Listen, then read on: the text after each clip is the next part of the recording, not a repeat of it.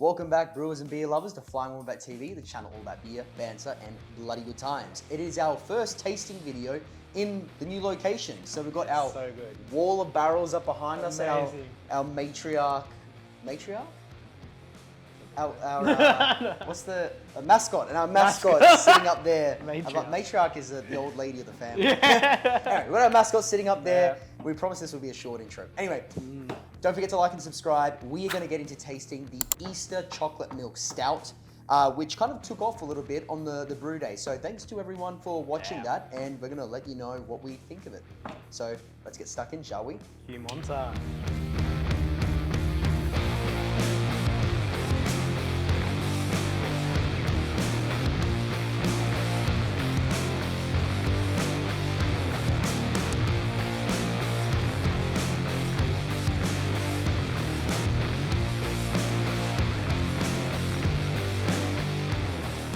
Before we get stuck in, you'll notice we are wearing new shirts. So as we mentioned in the new brewery walkthrough, we do have some really cool new stuff on the work that is going to be coming out with our imminent website launch. So stay tuned for all of that. We're going to be modeling? We'll model it. Yeah, we'll be lounging. We've got to do one where we're cooking, where we're punching a pineapple. Recreate it all. All right, but let's get into it. Let's get into it. All right. Cheers, man. Cheers, mate. Initial. Here we go. Okay. Oh, that smell. Right Yeah, that. it just smells like... That's straight up the nose as well. It just smells like so much like dark chocolate and roast. I'm going to be honest, I've already had this before. I'm going to be honest, I've had this a lot. We did not wait for this video. So when we brew on a 65 litre Brewzilla normally. So we normally make enough for 2 kegs worth. Yeah. One of those kegs is almost finished already, and this thing was done on Easter, which was a week and a half ago, 2 weeks ago. It is like, it's got so much body. This is definitely, by far, I already know, it's like definitely one of the best stouts in brew. I think it's got this cream, feel your lips, like after you take a gulp, you feel that like silkiness on your lips.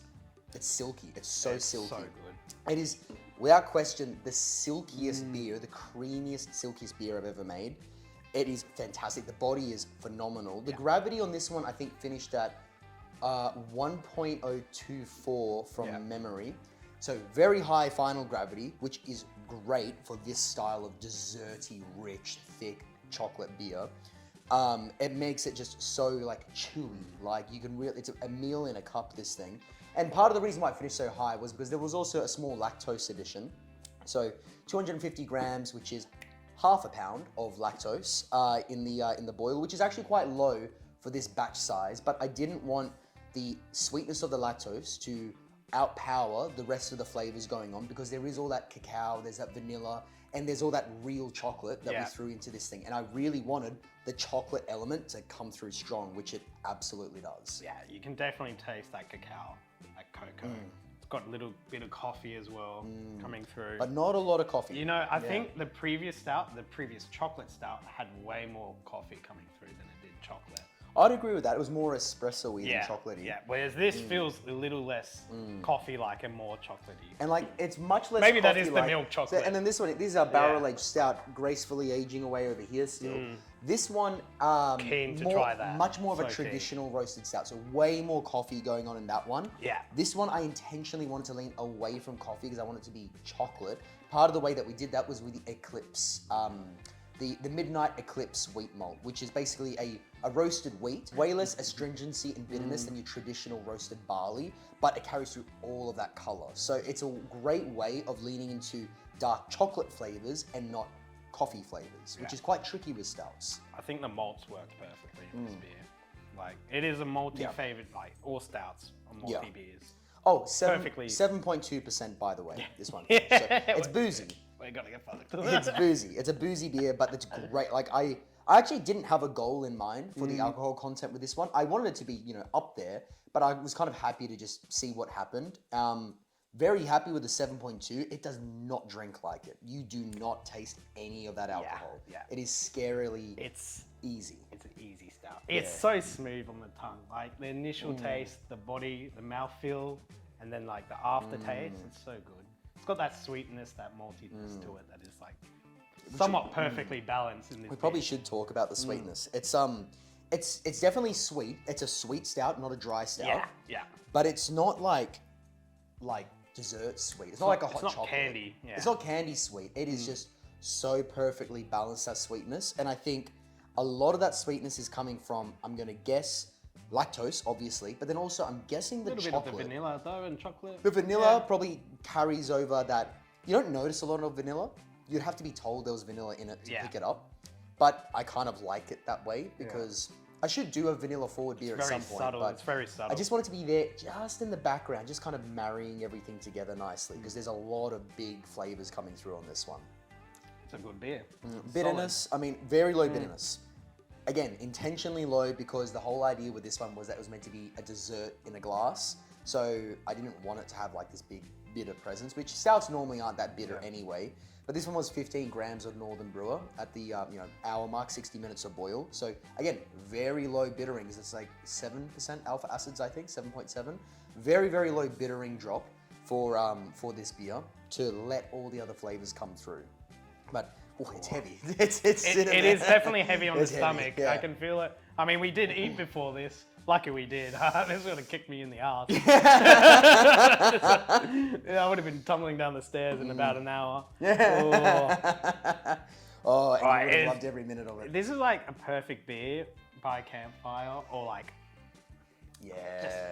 Perfect beer. Well, we're heading, and the way that I like to say winter it, beer. I've said this a lot, that in my eyes in Australia, Easter signals the start of stout season because that is really the first weekend that you start to feel the coldness in the air for us. This is going to be finished before we even hit winter. Yeah, I already know. It's not going to make It's not going to last. I'm going to have to make another one. We love going to the snow, so I'm going to have to make another batch of this to take down to the snow. Definitely. This would be brilliant by the snow. So snow, good. campfire, just that suits that theme perfectly. The milk chocolate, I'm surprised it didn't ruin the head retention. Yeah. A lot of comments about that. Yeah, it's so I've heard that because chocolate has so much oil in it, and oil is not a good thing for head. That's why you use, like when you make pasta, you put oil in the pasta when you boil it to stop it boiling over because it breaks the surface tension. Same thing happens in a beer. If you have too much oil going on, it breaks the surface tension, which is why you do have some like Nibs that are super, super dry hopped. All that hop oil breaks the surface tension, and then a lot of Nibs can struggle to get head retention because of it. Same thing with this. We suspected that, I don't know, I didn't think it would be an issue because I've tried this in the past, like many years ago, throwing chocolate into a beer, and it worked out fine with a very rigorous boil. But my suspicion would be that because it was just such an aggressive boil, it kind of helped to dissolve all of that and make it all make it all more soluble. If we threw the chocolate in at a Whirlpool, I reckon we could have had problems. So I think because we got to the stage where it looked like it didn't melt enough. It bloody melted before we put it in. It was a hot day. Hot day. Are you gonna cut to us sweating? It was a hot day. I'll smother you in chocolate. It was. We'll get the shirtless out. I need to fit. But yeah, it was. I think we threw it in at the 10-minute mark. 10 minutes left in boil, and I think that is the key to using really oily substances to really help them break down more.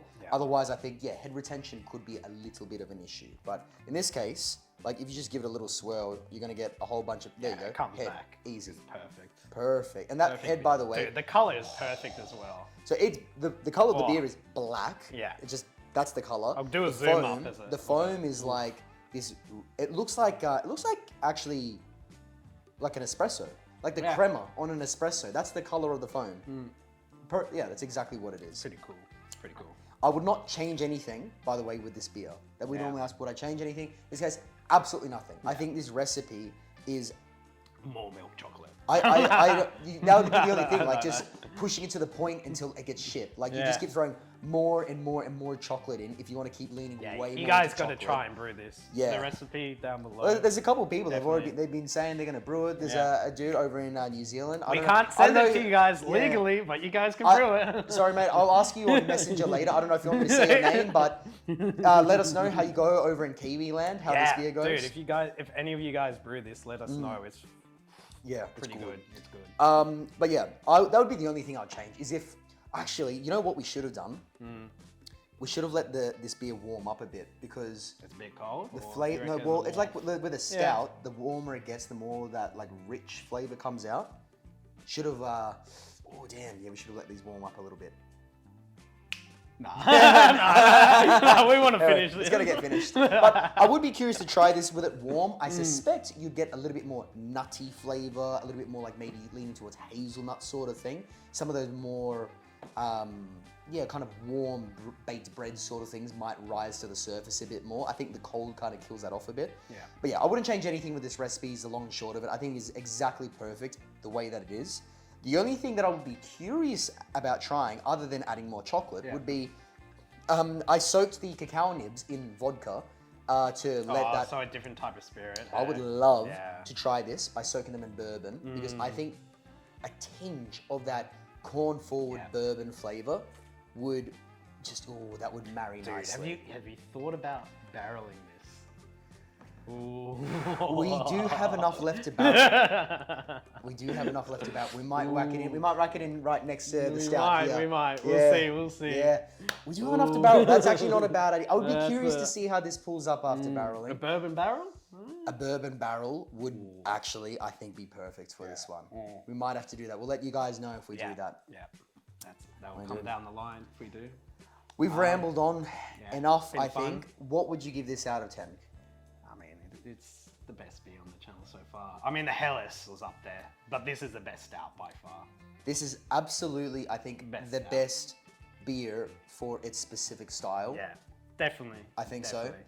Personally, you wouldn't change anything about it. I wouldn't change anything, which I think in my eyes kind of makes it perfect for now. I'm sure at some point I'll change something, but... What do we give the oatmeal? Like a 9 out of... I think it got like an 8 or a 9. It was also very good.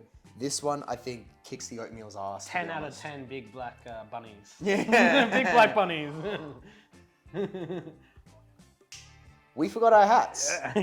So this might not make sense to the Americans of our audience. I don't know if you guys do this, but Easter hats are a thing all through primary school, which I think you guys call prep, if I'm not mistaken, or elementary. I don't know.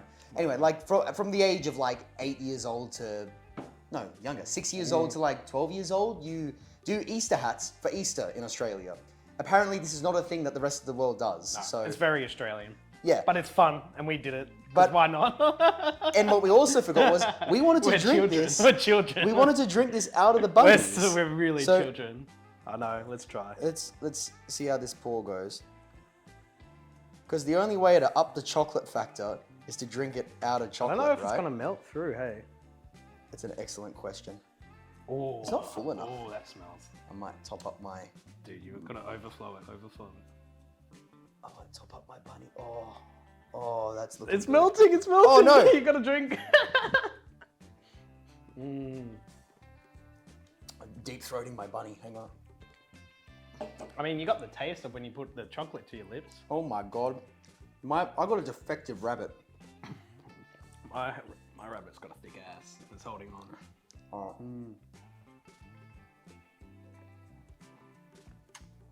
Doesn't add that much. All it does is add great... You can just eat the glass. It's chocolate. It just adds massive difficulty and mess, apparently. He's having trouble. I'm not. But for the YouTubey lols, I think it was worth it. Now, I'm wearing a white shirt, and I'm so scared I'm going to not have a white shirt anymore. Oh my God. Yeah, nothing you changed. It's perfect beer. Yep. Perfect beer. 10 out of 10 bunnies. Big black bunnies. 10 for 10 big black bunnies. Anyway, guys, thanks for sticking around with our shenanigans. Don't forget to like and subscribe, and we will catch you guys next time when we brew our next beer. I'm going to say what the next beer is. What is it? Are we going to say it or not? We can give a hint. A hint is watermelon sugar. Hi. We'll catch you guys soon. Brew on, guys. The flippity flip? No. Don't even try it. This is meant to be a quick thing, but yeah, quick post edit. We want to ask you guys what challenge do you want us to do at the end of these tasting videos? For a while, we're doing like dad jokes and we did like a quiz thing.